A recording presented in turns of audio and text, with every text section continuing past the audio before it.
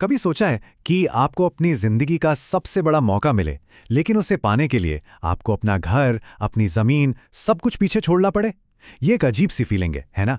एक तरफ खुशी होती है और दूसरी तरफ लगता है जैसे अपनों को धोखा दे रहे हैं। आज हम इसी कहानी की बात कर रहे हैं, ब्रेन ड्रेन की। ये दुनिया भर में लाखों लोगों की कहानी है और शायद कहीं ना कहीं हम सब इससे जुड़ सकते हैं। ये सिर्फ एक सवाल नहीं है, ये एक कश्मकश है। एक तरफ अपना भविष्य बनाने का सपना है और दूसरी तरफ अपनों से दूर जाने का गम। यही वो दुविधा है जो हमें इस सफर की गहराई में ले जाएगी और हमें बताएगी कि लोग इतना बड़ा फैसला आखिर क्यों और कैसे लेते हैं। तो चलिए इस पूरी सिचुएशन को एक रियल लाइफ स्टोरी से समझते हैं। मिलिए आन्या से, एक ब्रिलियंट सिविल इंजीनियर जिसकी कहानी हमें बताएगी कि कोई अपना देश छोड़ने पर मजबूर क्यों हो जाता है।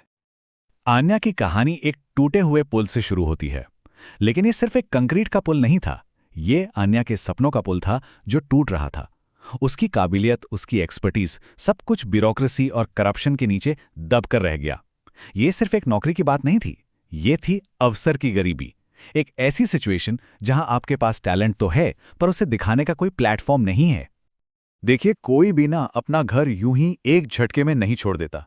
ये हजारों छोटी छोटी निराशाओं का नतीजा होता है। आन्या के लिए कम सैलरी, रुका हुआ करियर, ये सब उसे अपने देश से दूर धकेल रहे थे, मतलब पुश फैक्टर्स थे। और वहीं दूसरी तरफ कनाडा था, एक बेहतर जिंदगी, अच्छी सैलरी और एक नए भविष्य का वादा। ये पुल फैक्टर्स थे जो उसे अपनी ओर खींच रहे थे। तो फैसला तो हो गया, लेकिन आगे का रास्ता, भाई, वो किसी मिशन इम्पॉसिबल मूवी के प्लॉट से कम नहीं था। चलिए देखते हैं कि इस सपने को हकीकत में बदलने की कीमत क्या थी। ये कोई सिंपल फॉर्म फिलिंग नहीं थी, ये एक पूरा ऑब्स्टैकल कोर्स था। अपनी डिग्री को वैलिड प्रूफ करने से लेकर इंग्लिश की मुश्किल परीक्षा पास करने तक, और फिर न जाने कितने डॉक्यूमेंट्स इकट्ठा करना। ये एक ऐसा प्रोसेस है जो किसी के भी सब्र का इम्तिहान ले सकता है। और इस सब की कीमत सोचो, पूरे 6 महीने की सैलरी, मतलब एक हाई स्टेक्स गैम्बल जिसमें सब कुछ दांव पर लगा था। और आगे क्या होगा ये भी नहीं पता था। तो महीनों की मेहनत के बाद आन्या आखिरकार अपने सपनों के देश पहुंच गई। लेकिन कहते हैं ना, एक्सपेक्टेशन वर्सेस रियलिटी। जो उसने सोचा था और जो हकीकत थी, उसमें जमीन आसमान का फर्क था। आन्या को लगा अब तो लाइफ सेट है, हाथ में डिग्री है, परमानेंट रेजिडेंट का कार्ड है, कंपनियां तो बस उसे हाथों हाथ ले लेंगी। उसका लक्ष्य साफ था, टोरंटो में एक अच्छी सी इंजीनियरिंग जॉब। और फिर उसे मिला वो एक डायलॉग जो लाखों इमिग्रेंट्स का दिल तोड़ देता है। आपके पास एक्सपीरियंस तो है, पर कैनेडियन एक्सपीरियंस नहीं है। ये वो कैच 22 वाली सिचुएशन है। मतलब जॉब के लिए कैनेडियन एक्सपीरियंस चाहिए और एक्सपीरियंस के लिए जॉब। फंस गए। और इस चक्रव्यूह का नतीजा, एक हाई क्वालिफाइड सिविल इंजीनियर एक कॉफी शॉप में कॉफी बना रही थी। ये सिर्फ आन्या की कहानी नहीं है, इसे ही कहते हैं ब्रेन वेस्ट, मतलब टैलेंट की ऐसी बर्बादी जहां हुनरमंद लोगों को उनकी काबिलियत के मुताबिक काम ही नहीं मिलता। और देखिए, आन्या अकेली नहीं है। इस स्लाइड पर नजर डालिए।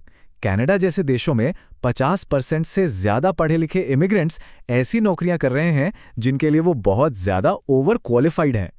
ये कोई छोटी मोटी बात नहीं है, ये एक बहुत बड़ी सिस्टेमिक प्रॉब्लम है जिससे हर साल अरबों डॉलर की प्रतिभा बर्बाद हो जाती है। तो चलिए अब आन्या की कहानी से थोड़ा जूम आउट करते हैं और बिग पिक्चर को देखते हैं। जब कोई टैलेंटेड इंसान एक देश छोड़ता है तो इसका हिसाब किताब दोनों देशों के बही खाते में लिखा जाता है, भेजने वाले के भी और पाने वाले के भी। जो देश इन लोगों को वेलकम करते हैं उनके लिए तो लॉटरी लग जाती है। इसे कहते हैं ब्रेन गेन। अमेरिका में देखिए, सिर्फ 16% इमिग्रेंट इन्वेंटर्स 23% पेटेंट्स के लिए जिम्मेदार हैं। मतलब इनोवेशन का इंजन है ये लोग। लेकिन हर कहानी के दो पहलू होते हैं। जो देश अपने बेस्ट माइंड्स को खो देते हैं, उनका क्या? वहां होता है ब्रेन ड्रेन, और ये बहुत विनाशकारी हो सकता है। जब डॉक्टर, इंजीनियर देश छोड़ देते हैं तो हेल्थ केयर, इंफ्रास्ट्रक्चर, पूरा सिस्टम चरमराने लगता है। लेकिन वेट, पिक्चर अभी बाकी है मेरे दोस्त। कहानी में एक बहुत बड़ा ट्विस्ट है। जो लोग बाहर जाते हैं वो अपने घर पैसा भेजते हैं, जिसे रेमिटेंस कहते हैं। और ये रकम देखिए, $656 बिलियन। ये इतना ज्यादा पैसा है कि कई देशों को मिलने वाली विदेशी मदद और इन्वेस्टमेंट से भी कहीं ज्यादा है। तो इतने सारे प्लस माइनस के बाद आखिर फाइनल बैलेंस शीट क्या कहती है? कौन फायदे में है, कौन नुकसान में? चलिए इस पूरे लेन देन का आखिरी हिसाब किताब देखते हैं। आजकल एक्सपर्ट्स ड्रेन या गेन की जगह एक नया शब्द इस्तेमाल करते हैं, ब्रेन सर्कुलेशन। आइडिया ये है कि ये टैलेंट का कोई वन वे टिकट नहीं है। लोग जाते हैं, नए स्किल्स सीखते हैं, ग्लोबल कनेक्शंस बनाते हैं और फिर वापस आकर अपने देश की ग्रोथ में मदद करते हैं, एक साइकिल की तरह जिससे दोनों तरफ फायदा हो सकता है। तो आन्या की कहानी का एंड रिजल्ट क्या है? वेल, ये कॉम्प्लेक्स है। इसमें कोई एक हीरो या विलन नहीं है। ये एक इंसान की पर्सनल जीत है, एक देश का सिस्टमैटिक लॉस है और एक ऐसे सिस्टम की कहानी है जो किसी के लिए भी पूरी तरह से काम नहीं करता। सबके लिए एक अधूरी जीत है। और अब आखिरी सवाल, एक ऐसा सवाल जो हमें भविष्य के बारे में सोचने पर मजबूर करता है। जैसे जैसे आर्टिफिशियल इंटेलिजेंस और ऑटोमेशन बढ़ रहा है, क्या ये ब्रेन सर्कुलेशन का पूरा आइडिया ही खत्म हो जाएगा? क्या टैलेंट का फ्लो हमेशा के लिए एक वन वे स्ट्रीट बनकर रह जाएगा? इस सवाल का जवाब आने वाले कल की पूरी तस्वीर बदल सकता है।